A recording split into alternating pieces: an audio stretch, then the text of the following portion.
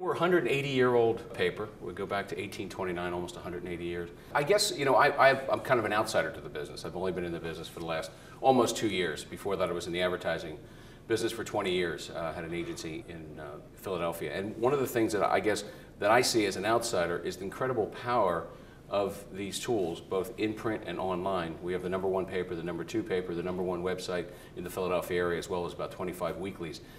The incredible power not only to communicate to our readers, but also to help advertisers sell a lot of things. And it's a story that's poorly told, to be honest with you. And I feel like lots of times there's this lamentation in our industry about, oh, this problem or this problem. It's all about competition. I mean, radio in America is down, television's down, and actually newspaper isn't down as much over the last 12 months as those other medium are. So the issue is relevancy, the issue is competition. And what we need to do, and what we're doing in Philadelphia, is focusing first and foremost on the journalism, making sure that we own our region, the 4th largest market in America. And at the same time, we're having some fun with it when we bring it out to our readers. And we're promoting ourselves. It's not just one big ad campaign. It's a series of tactical things that link together.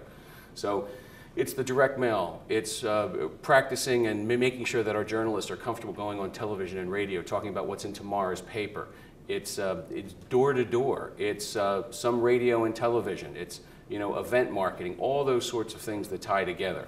But the key thing I guess I see, I have a friend who owns both television stations as well as newspapers, and I asked him what's the difference, and he said, you go to the newspaper conference and everybody is so, oh, woe is me. He said television is having as bad or worse problems, but there's not this sense of doom. So I guess I would say to my friends in newspapers, get over it. Just get over it. And accept it. And maybe it's easier coming in at this point in the game. And I talked to somebody in my business recently. It works for my company. He said, yeah, but back in 1982, it was this and this and that. And I said, you're 53, right? Yeah. I said, well, in 1982, if you were 53, you'd be close to 80 now. You'd probably be dead. So you're alive. So enjoy it, or go do something else. But you can't have this sense of looking in the rearview mirror. I think we're going through a transitional phase. I think that there will be a printed product, but you know what? If there's not a printed product, there's not a printed product. But people are always going to have an interest in quality journalism about the area that they live.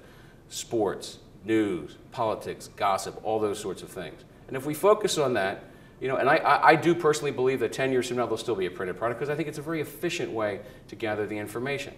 Just in my hotel room today, I had 4 newspapers delivered. I could quickly, and I'm online all the time, don't get me wrong, but I could quickly go through that material really a lot faster than when I went online and I'm clicking on a story and back. So it's a different environment. I think they're complementary, but the key thing I would say to people is look at it realistically and understand that there's tremendous opportunity. The problems we're dealing with, all other media are dealing with, and get over it. But it's also important to engage people and understand that certain things should be entertaining.